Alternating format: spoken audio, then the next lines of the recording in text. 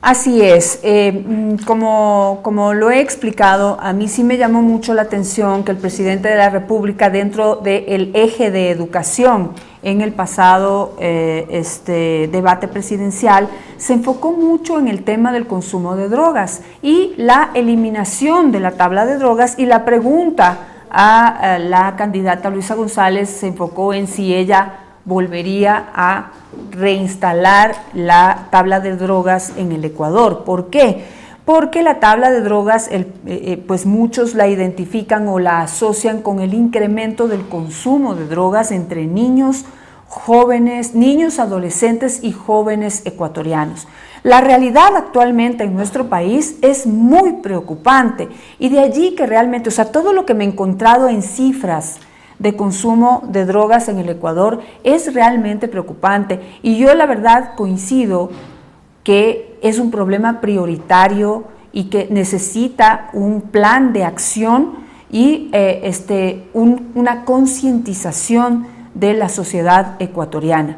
Sí, necesitamos escuelas, necesitamos colegios, necesitamos maestros, necesitamos invertir mucho en el tema educativo, pero dentro de esa inversión toda importante y toda urgente, tiene que haber un espacio y presupuesto para poder trabajar en la prevención del consumo de drogas, pero también en la atención de la población que ya está metida en el consumo de drogas y de la cual, si no reciben ayuda, no van a poder salir.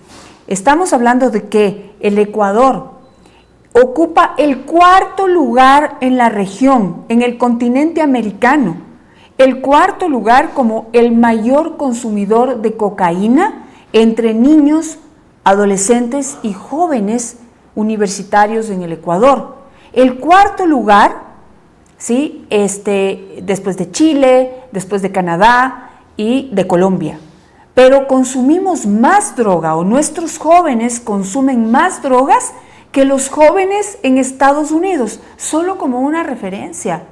Consumimos más droga que los jóvenes y niños y adolescentes en México, más que en Brasil, más que en Argentina. Esto tiene que llamarnos la atención porque es un problema enorme y es un dolor que están sufriendo las familias ecuatorianas a todo nivel. Esto no afecta solo a las familias de estrato alto o las familias ricas de nuestro país, cocaína, familias ricas, no. Esto está afectando a todos los estratos sociales. En la clase media y en la clase baja, el consumo de cocaína está, digamos, no es coca pura, es pasta de base de cocaína, que es mucho más dañina, mucho más adictiva, mucho más impactante en el desarrollo de estos niños y jóvenes que lo que es una cocaína pura, que igual hace muchísimo daño, pero realmente el impacto es fuerte. Osvaldo Soria es un psicólogo y máster en prevención y acompañamiento en conductas adictivas. Me permito darle la bienvenida. Osvaldo, buenos días, ¿cómo está? Muchísimas gracias por conectarse con nosotros. Muy buenos días, Jané. En primer lugar, agradecerles a ustedes por este espacio tan importante que me brindan para hacer comunicación. Y como usted lo indicaba, en primer lugar, ninguno de los regímenes le han puesto atención a lo que es un tema tan prioritario con los programas de prevención. Si usted se puede analizar a nivel nacional, no existen programas de prevención que obedecen científicamente, que están haciendo prevención en los contextos educativos. Y es por eso que tenemos una problemática tan grande en las casas de salud mental. Y eso se puede analizar en las casas de salud mental. La gente está totalmente repleta de personas que son con problemas adictivos sumamente fuertes, porque no existen programas de prevención a través que existe prácticamente la Constitución de la Nación de la República.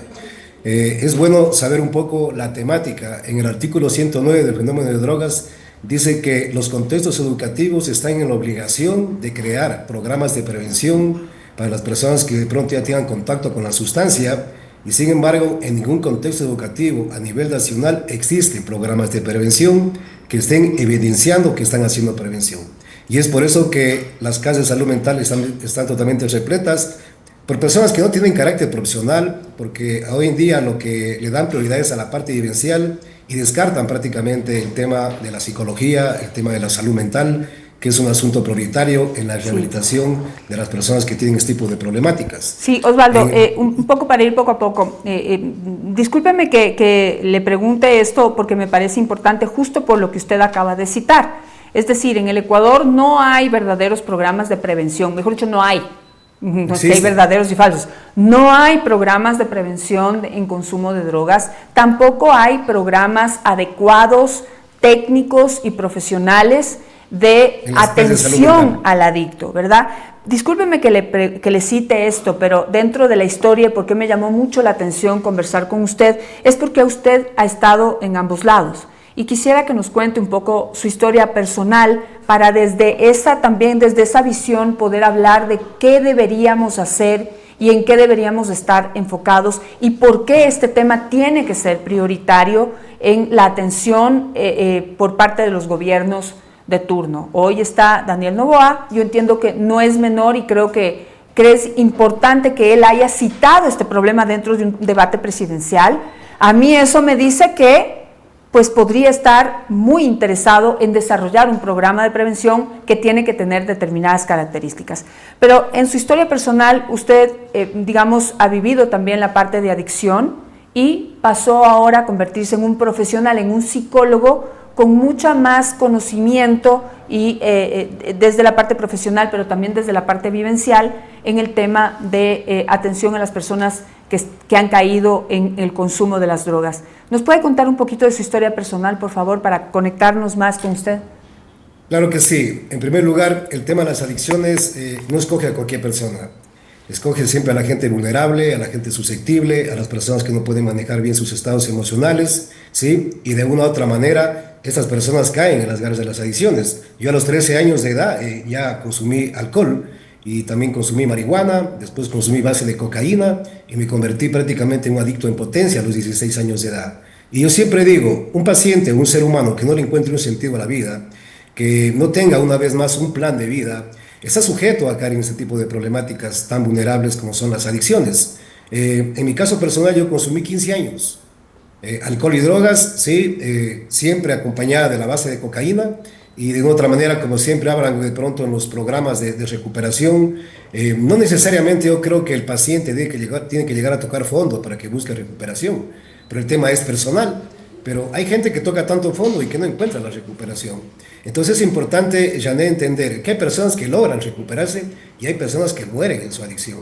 Y es por eso que yo digo que es un tema tan delicado, porque de otra manera, cuando empezamos a normalizar, y con esto de la tabla, lo que se hizo es agravar más la problemática porque normalizaron el tema. Imagínense decirle a un consumidor, tú puedes tener una dosis, lo importante es controlar. ¿Cómo controla un consumidor una sustancia psicoactiva que altera su mente y su estado de ánimo? Lo que hay que entender, los que hicieron esta tabla no tuvieron ni idea de qué se trataba la situación, porque lo primero que pierde el paciente o el consumidor es la voluntariedad. Pierde la voluntariedad. No le puede decir a usted un paciente que está en uso de sustancias que depende de la misma, es cuestión de voluntad, es cuestión, no. El paciente lo primero que pierde es la voluntariedad. Y para el paciente lo más importante de la vida es el consumo. Para mí personalmente se convirtió en lo más importante de mi vida el consumo. Y perdí prácticamente todo, como quien dice, para llegar un momento dado a hacer conciencia de mi propia realidad. En ese tiempo no había casas de salud mental, no había también programas de prevención, ¿sí? De pronto yo veo que la necesidad mía tan fuerte de quererme recuperar fue la que me salvó, como quien dice, y encontrar una luz en el camino del proceso. Entonces hoy en día... ¿Cómo hizo usted para, Osvaldo, cómo hizo usted para recuperarse finalmente? O sea, 15 años consumiendo es bastante, ¿no? ¿Cómo hizo usted para recuperarse? En primer lugar, falleció mi papá, ¿sí? Y cuando falleció mi papá yo ya había tocado más fondo. Luego falleció mi mamá y cuando falleció mi mamá prácticamente me di cuenta de que había tocado totalmente fondo, ¿sí? Y ahí empecé a buscar ayuda. Un ejemplo, acá en el Centro de Rehabilitación Social de Loja, ¿sí? se abrió una clínica de recuperación y yo fui la primera persona que pasó a esa clínica de recuperación y ahí encontré mi recuperación, que hoy en día ya no existe prácticamente ese centro. Es el centro Sembrando Vida, se llamaba en ese tiempo, creado prácticamente en una cárcel. Ahí es donde yo logré mi proceso de recuperación. Y es por eso que conozco la dinámica, conozco exactamente de qué se trata el tema de las adicciones y sé exactamente cómo es el dolor, como usted lo indicaba, por parte de la familia. Cuando hay un consumidor, hay que entender que no solamente el consumidor sufre ese tipo de problemática, sino que lamentablemente arrastra a toda la familia con la enfermedad de lo que es la salud mental y de una u otra manera la familia desesperada no sabe qué hacer con el consumidor, no sabe qué hacer con el familiar. Entonces, este tipo de programas de prevención que no existen y que yo lo estaba comunicando, porque todavía, a pesar que estamos en el siglo XXI, la gente sigue pensando que la prevención es dar una charla en el colegio, que la prevención es dar una conferencia en el colegio, y eso no es prevención. Hay que tener un programa de prevención y yo llamo la atención a todas las autoridades, porque yo siempre soy crítico de este tipo de temáticas, que la malla curricular, como dice el fenómeno de drogas en el artículo 109, que es importante que la malla curricular se dé un tema como asignatura para hacer la prevención, porque la prevención no es de una charla, la prevención es un tema continuo y permanente. Solamente trabajando de forma formativa y educativa en los contextos de formación educativa podemos una vez más hacer prevención.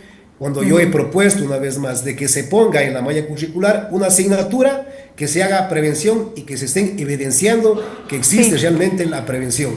No digo que con eso vamos a salvar la humanidad, pero sí vamos a bajar muchísimo el nivel de consumo, porque el estudiante tiene que prepararse, tiene que estudiar y tiene que saber exactamente las consecuencias de cómo se manifiesta esta grave enfermedad en las adicciones. Ahora, de su experiencia, ¿sí? ¿Cómo debe ser esta asignatura? ¿No? Porque a veces por cumplir, pues puede haber la asignatura, de repente va a ir un exadicto o un policía, no sé, un exfuncionario del gobierno, a contar como su experiencia personal o vivencial o contar algo, contar una historia interesante, pero no necesariamente efectiva, es decir, que impacte y que eduque y que persuada sobre todo a la mente de los jóvenes para que estén mucho más conscientes del peligro, los riesgos o todo lo que arriesgan al consumir drogas. Y sobre todo, Osvaldo, porque pues me gustaría que usted me cuente en qué momento pasó de ser un consumidor, un adicto a las drogas y en qué momento se convirtió en psicólogo y por qué. Entre las razones, intuyo que podría ser que en este país hace falta expertos en la materia, es decir, hay muchísimos psicólogos, pero no lo suficientes que puedan ser expertos en la materia y que puedan realmente dar una guía efectiva a los jóvenes para que puedan no solamente prevenir quizás el consumo, sino el momento en que ya están dentro del consumo o saliendo del consumo puedan recibir ese apoyo psicológico, ese apoyo que se necesita para poder dejar ese oscuro mundo, ¿no? Muy bien direccionada, estimada Janet, sus preguntas. En primer lugar, la gente sigue pensando de que para hacer prevención hay que hablar de drogas. El tema de la prevención de drogas no es hablar exactamente de consumo de drogas, sino cómo desarrollar habilidades para que este niño o este adolescente pueda enfrentarse a dar solución a los conflictos que existen cotidianamente en su vida. Hay asignaturas, yo respeto muchísimo las asignaturas como ciencias naturales, matemáticas, estudios sociales, todo este tipo de asignaturas, pero ¿dónde está la asignatura para prepararlos para la vida a los estudiantes? Eso no existe, ¿sí? Entonces, cada ser humano logra enfocarse en un contexto social como puede, como quien dice, sálvese quien puede. Entonces, en este caso, es un tema formativo. ¿Cómo yo formo a los estudiantes? Y la asignatura no es un tema de asignatura de drogas, puede ser relaciones humanas, y ahí tiene que ser tratado por un especialista. Y como usted dice, nos confundimos, dice, tenemos que buscar ayuda psicológica, y los psicólogos estarán preparados para manejar el tema de adicciones. Como usted me manifestaba, hay que prepararse y hay que tener una especialidad en adicciones para saber exactamente el tema de qué se trata. Yo no solamente he vivido el tema de las adicciones, soy experto en adicciones porque tengo una maestría en conductas adictivas y sé exactamente cómo se debe trabajar el tema de la prevención con evidencia científica, y hoy he evidenciado prácticamente, porque tengo 4 artículos científicos de mi tesis doctoral, donde estoy evidenciando de cómo se puede hacer un tema de prevención en los contextos educativos sin necesidad, una vez más, de hablar de drogas, porque no es un tema vivencial. No es un tema de querer experimentar, de que los jóvenes que no saben exactamente de qué se trata, sino que es un tema formativo. Claro, o sea, la educación no puede ser basada en el temor, en el miedo a lo que te va a pasar, porque eso la verdad no da miedo y no es efectivo. Puede dar mucho miedo, pero realmente no evita que el joven caiga en el tema. ¿De qué se les debería hablar a los jóvenes? O sea, cómo ayudarlos a tomar conciencia de que las drogas no son una opción. Claro, en primer lugar, de que los jóvenes le encuentren un sentido a la vida, con elementos saludables, ¿sí? Aspectos deportivos, con la cultura, con la pintura, con la lectura, con situaciones que desarrollen la parte cognitiva, ¿sí me entiende? Los otros elementos que son importantes de cómo podemos fortalecer su autoestima, cómo podemos fortalecer su personalidad a través de factores de protección, que sepan que la familia tiene que ser un papel sumamente importante en el desarrollo de cada una de estas personas, ¿sí? Y que los espacios educativos son formativos y de otra manera ahí es el lugar exacto para hacer prevención.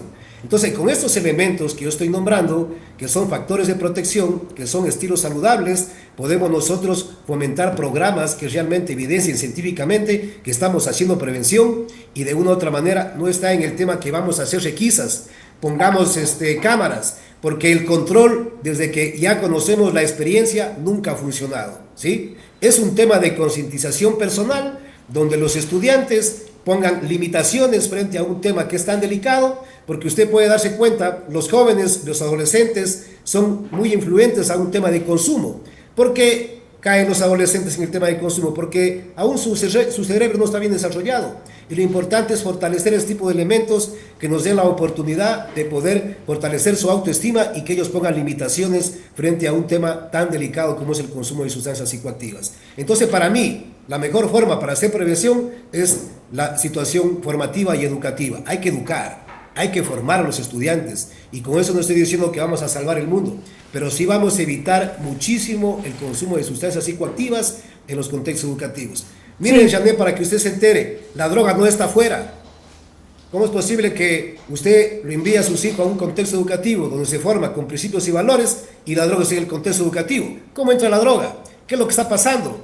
¿Cómo es posible que un psicólogo que tenga 1.200 estudiantes quiera manejar un contexto educativo? Es imposible. Entonces es importante asumir esta responsabilidad y yo quiero comprometer a las autoridades para que en los contextos educativos, en la malla curricular, se cumpla lo que dice el artículo 109, de que por favor se haga el tema de la asignatura en los contextos educativos, y yo siempre he nombrado esto y he sido crítico, y a la final yo soy de acá de Loja, estimada Janet, y no hay ninguna autoridad que esté totalmente dedicada a estos aspectos porque no es interesante para ellos. Y el consumo lo que pasa es que no hay... grave, sí. Cada vez es más grave y cada vez el tema, usted puede darse cuenta, como usted decía, los índices de consumo en el 2019, 75%, 60% hombres, ¿sí me entiende? Y 50% mujeres. En el 2024, 75% hombres y 70% mujeres. Significa que cada vez se va agravando más esta problemática y a la final todo eso se ha ido de las manos y no sabemos cómo manejar. Y no es un tema de control, es un tema de concientización personal. Y como usted decía también muy puntualmente, y los tratamientos residenciales, el tema sigue siendo un tema caduco, vivencial, no es un tema formativo, no hay técnicos, no hay gente que realmente esté capacitada para realizar este tipo de tratamientos, que sepan exactamente cómo manejar. Entonces, ¿qué es lo que pasa en la casa de salud mental? La gente vivencial maneja este tipo de tratamiento de recuperación y a los psicólogos, prácticamente a las personas profesionales, los descartan. Ya, ¿cómo catalogaría a usted el tratamiento basado en lo vivencial? En la práctica, ¿cómo lo calificaría? Así, el que decida el tratamiento vivencial. No es malo la parte vivencial, pero yo siempre digo, siempre y cuando la gente se forme, se eduque, se prepare, que se capacite, porque manejar personas que tienen problemas de adicción es un tema tan delicado, porque estamos manejando personas que tienen diferentes psicologías y debemos tener técnicas diferentes para poder manejar a cada uno de ellos. Entonces, el tema vivencial no es malo, es muy bueno, siempre y cuando la gente se prepare. No es que a mí me castigaron y porque me castigaron, eso también trato de darle al paciente que está acá. A mí me metieron palo y por eso también tengo que darle palo también al paciente. A mí me bajaron la autoestima, eso no es formativo, eso no educa. Y por eso tenemos evidencia de todos esos pacientes que están en este tipo de tratamientos residenciales que han salido, no hay ningún proceso que evidencie científicamente que la gente está recuperada, porque la gente sale resentida, sale molesta y no quieren saber nada de tratamientos residenciales. Entonces es importante de que las casas de salud mental no son malas, son netamente positivas, porque esas casas de salud mental son hechas para personas que no pueden parar la sustancia. Son para personas que ya tienen un consumo avanzado y que son adictos en potencia. Entonces las casas de salud mental por supuesto que son positivas, pero siempre y cuando cómo es el manejo dentro de la casa de salud mental. Hay Perfecto, que hacer le tengo, y educativos. sí, le tengo algunas preguntas.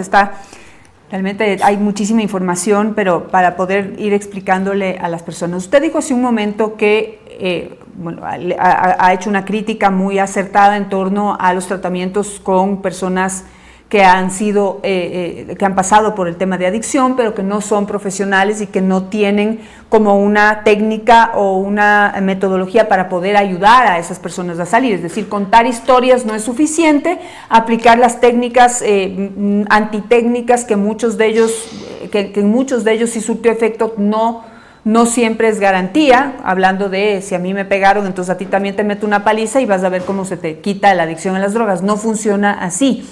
Pero más atrás de eso, usted dice, se necesita una técnica efectiva para poder ayudar a los chicos a prevenir el consumo de drogas, que creo que es lo más efectivo, ¿no?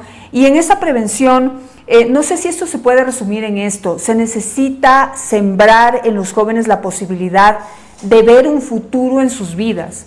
Y le digo, y eso no solamente serviría para la prevención de las drogas, sino para disminuir el embarazo adolescente, porque aquí mucho se habla del embarazo adolescente, son cifras fuertes las de adolescentes embarazadas, y no sé, siempre nos enfocamos en esto, ¿no?, de abuso sexual o cosas así, y no está ahí el centro del problema. Lo que yo he visto, no soy una profesional en la materia, pero quisiera recoger su opinión. Soy periodista, recojo historias, y lo que yo veo que sucede en la ruralidad, por ejemplo, no hay nada que hacer. No hay actividades, los municipios no organizan ningún tipo de actividad, ni hay planes ni programas para que los jóvenes estén ocupados. Y pues viven una violencia intrafamiliar de distinto tipo fuerte, y los jóvenes buscan cómo huir de sus casas y de sus familias lo más pronto posible. Para las mujeres y también para los hombres, el formar sus propios hogares es una alternativa. Entonces, lo único que quieren las chicas a los 14 años es irse de la casa, y el embarazo, hacerse de una pareja, es una alternativa para salir de esa casa y tener como su propia vida, su independencia, su capacidad de tomar decisiones. Pero nunca nadie les sembró la posibilidad de ver un poco más allá, de tener su propia familia, ¿sí? Ese es el único norte que tienen. Igual en el tema de las drogas, o sea, los jóvenes no ven futuro, no se ven y no se imaginan ellos en un futuro próspero, sino viven el hoy y el ahora, y el hoy y el ahora es un hoy y una hora lleno de problemas, limitaciones económicas, sociales, de distintos tipos de oportunidades. Entonces, quizás en eso debe estar basado un programa efectivo de prevención de las drogas, en enseñarles a los jóvenes que pueden soñar y que sí se pueden conseguir y hacer realidad esos planes, anhelos o sueños, como los quieran llamar.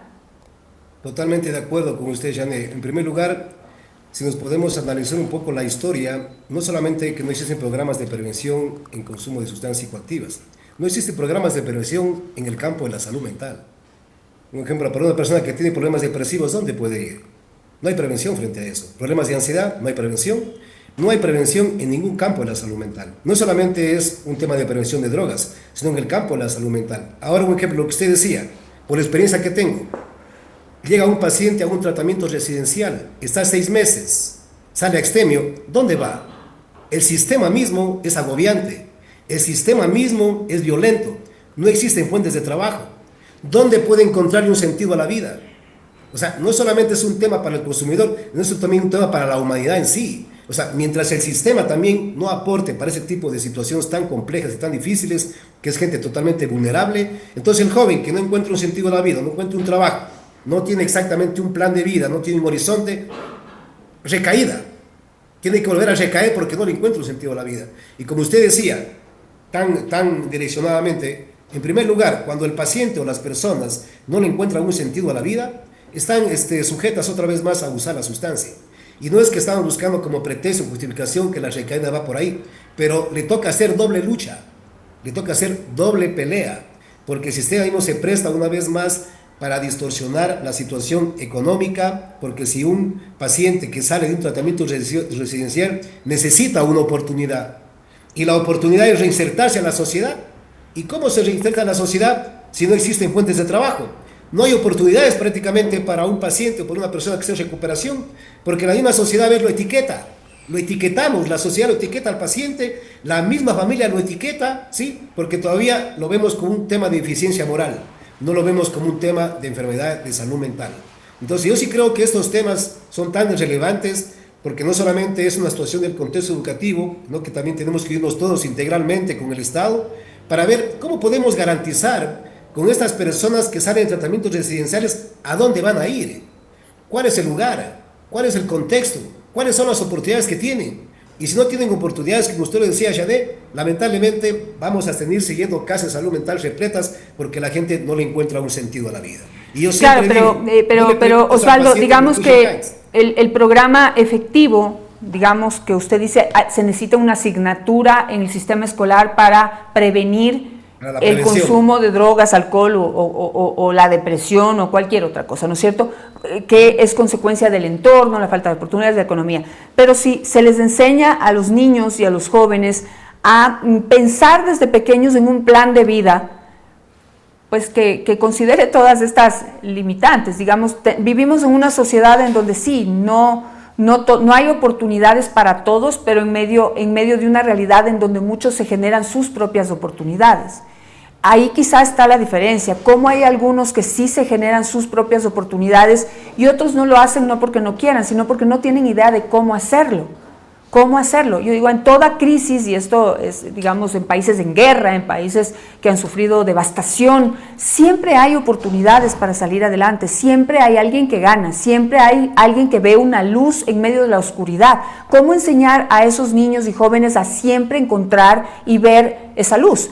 Es pues planificando y pensando en un plan propio de vida en el que puedan ir trabajando desde pequeños, ¿no? Y en el que se incluye la posibilidad de soñar. Quiero ser piloto, quiero ser maestro, quiero ser abogado, quiero ser presidente, no sé.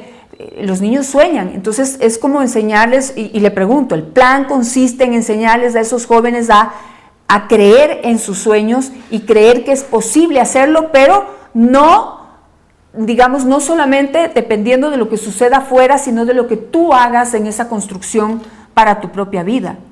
Que esto, digamos, cuando uno va a una historia, ¿no? Y le dice, ¿cómo lograste salir adelante? Encuentras un montón de dificultades en la vida de esa persona y también habilidades para enfrentar los problemas y resolverlos de manera particular, es decir, de mí hacia la sociedad y no solamente esperar que la sociedad me brinde las oportunidades y me las resuelva.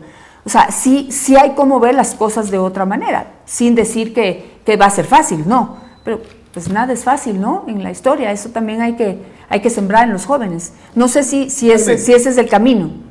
Claro, totalmente, porque un ejemplo, si nosotros nos podemos averiguar, el tema de la prevención es la mejor forma, una vez más, para evitar el tema de consumo de sustancias psicoactivas.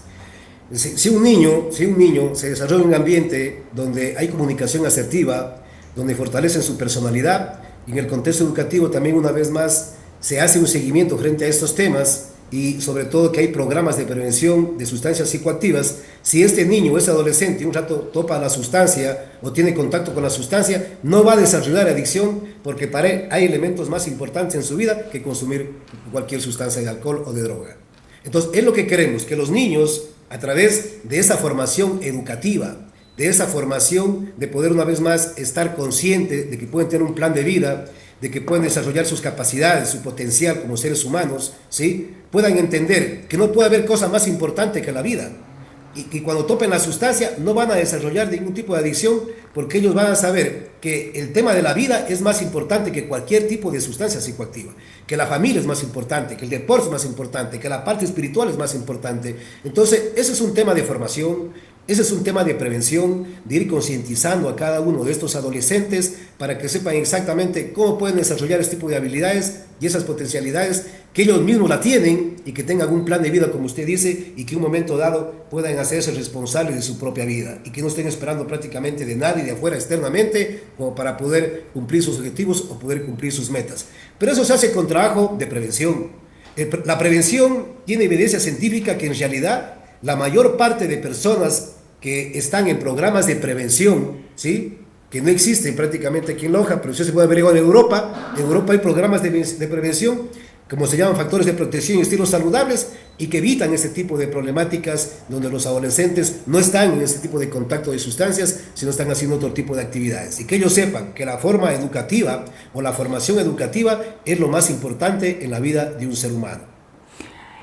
Por último y para terminar, Osvaldo, hemos hablado mucho de la prevención y hemos tocado también brevemente qué hacer con las personas que ya están en adicción, que en el Ecuador en este momento no es una cifra menor. De lo que Diego Riofrío, ayer también un estudioso del tema nos manifestó, se habló en el debate presidencial, por ejemplo, de la deserción escolar. ¿Qué van a hacer? ¿Qué van a hacer los candidatos presidenciales? ¿Qué plantean hacer los candidatos presidenciales para volver a insertar a los jóvenes que han salido de las escuelas y colegios por diversas razones? ¿Y qué van a hacer para evitar que salgan? Y cuando uno se remite a las cifras, ¿sí? Hay mucha más información detrás de la cifra que 70,000 niños en el 2024 desertaron de las escuelas y colegios. El 60% de esos niños lo hicieron por consumo de drogas. Entonces, ahí vemos que el consumo de drogas es un problema mayor, es un problema importante dentro de la realidad que afecta a los niños, adolescentes y jóvenes en nuestro país. Entonces, todos estos niños que ahora salieron de las escuelas a causa del consumo de drogas y están sufriendo en este momento todas las consecuencias del consumo y expuestos a convertirse en adictos, ¿qué hacemos con ellos? Porque, Osvaldo, es que la dura realidad es que en los hogares más pobres, los padres les están encadenando a la pata de la cama, a la puerta de la casa, para evitar que se salgan, porque no tienen opciones y no tienen cómo pagar un tratamiento. Y las familias más pudientes realmente le están pasando también fuerte, no solamente por el sufrimiento de ver al joven adicto, sino porque un tratamiento está más o menos evaluado en unos $1,500, $2,000 mensuales. Y estamos hablando de que se necesitan mínimo 6 meses para poder desintoxicar a la persona y poder pensar de que se puede reinsertar a la familia o a la sociedad. Entonces estamos hablando de imposibles. ¿Cómo hacemos posible la posibilidad, valga la redundancia, de que estos niños, adolescentes y jóvenes salgan del consumo de drogas? ¿Qué necesitamos? Porque no hay instituciones, no hay nada que cumpla con los requisitos adecuados para ayudarles. ¿Qué hacemos? ¿Qué debe hacer el Estado? ¿Qué deben proponer los candidatos en este caso? En este caso yo creo que la diserción de los estudiantes es clara, porque en primer lugar no hay protocolos que realmente estén totalmente acertados con el tema de la prevención. Un ejemplo, si a un estudiante lo cogen con marihuana, ¿qué es lo que hacen? Lo expulsan. Imagínense impulsar a un estudiante que esté con consumo de marihuana. Entonces, estudiante, ¿qué es lo que hace? Mejor que lo expulsen para seguir consumiendo. ¿Por qué? Porque al final no hay realmente un tratamiento o una intervención que fundamente un proceso de recuperación para cada uno de ellos y que realmente se está haciendo prevención. Entonces, yo les había manifestado que cómo es posible que en un contexto educativo, que hay 1,200 estudiantes, exista 2 psicólogos. O sea, ¿cómo manejan el tema de la situación de consumo de sustancias psicoactivas? Y es más, si encuentran a un estudiante con consumo de drogas, los psicólogos no pueden hacer nada porque hay protocolos diseñados que vienen de Quito, de Cuenca, de Guayaquil. Aquí en Loja prácticamente están atados los psicólogos que no pueden hacer las intervenciones con cada uno de los estudiantes que les encuentran con consumo de drogas. Entonces, ¿qué pasa? Para ellos es más sencillo disertar el contexto educativo. Entonces, cuando ellos ya podemos hablar de los que disertan prácticamente en un contexto educativo, la problemática se agrava más, ¿sí? Ahora, frente a este tema de las casas de salud mental que usted manifestaba, no hay una casa de salud mental manejada por el Estado. Un ejemplo, aquí en Loja, usted puede averiguar, no hay una casa de salud mental manejada por el Estado.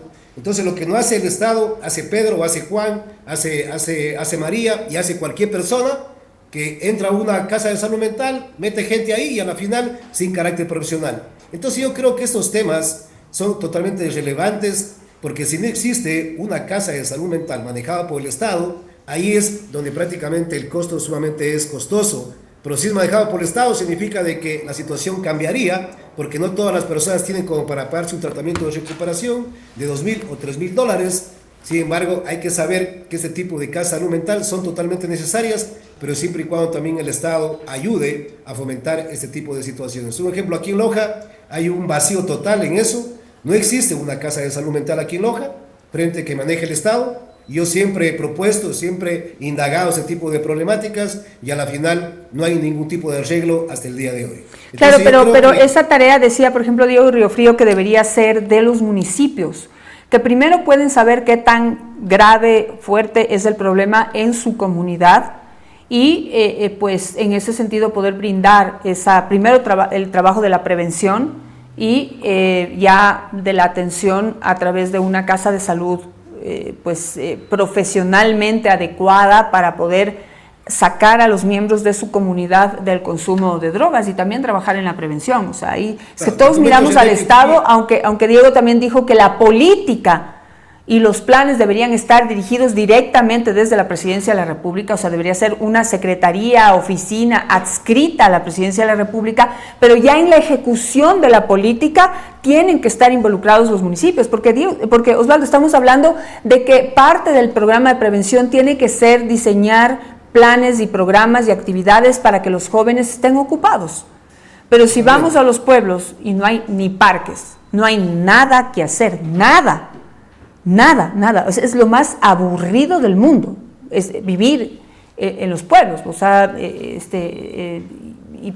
no digo en todos, quizá en algunos haya cositas que hacer, pero no hay una política, digamos, de actividades enfocadas al deporte o a la cultura o a la música, que uno vaya a cada pueblo y uno diga, aquí está el club de música, el club de deportes, el equipo, el torneo, el intercantonal, el interprovincial, el concurso de pintura, no hay nada de eso, ¿sí? Sino cositas que se les ocurre hacer a algunos, pero no hay una política, un programa que decante de una política general de prevención de drogas. Entonces, ¿cómo ve usted el papel de los municipios en esto? Porque no podemos estar pensando solamente en que el gobierno, el Estado nos debe resolver todo.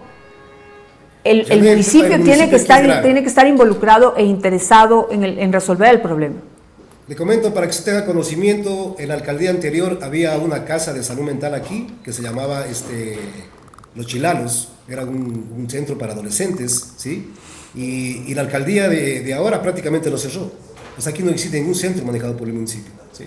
Entonces esa es la problemática tan grave, ¿se entiende? De que aquí hubieron centros de recuperación manejados por el municipio y ahorita están cerrados. No han hecho tratamientos ambulatorios. No tienen ni idea de las cosas que pasan porque tratamientos ambulatorios es para personas que tienen contacto con la sustancia y que todavía no han desarrollado ningún tipo de adicción. Y las personas que ya están involucradas con la misma, que ya son adictos en potencia, ¿dónde van a ir? No tienen dónde ir. El municipio no tiene una casa de salud mental. Más bien esa casa de salud mental está cerrada. Entonces yo creo que eso también tiene mucho que ver aquí en Loja. Aquí en Loja, le comento, Janet, el tema es súper grave, el tema de las adicciones a nivel nacional. Y como usted lo manifiesta, yo tengo una consultoría particular y la mayor parte de pacientes que vienen aquí son de la provincia. Y es muy cierto, en la provincia no tienen absolutamente nada que hacer. No le encuentran un sentido.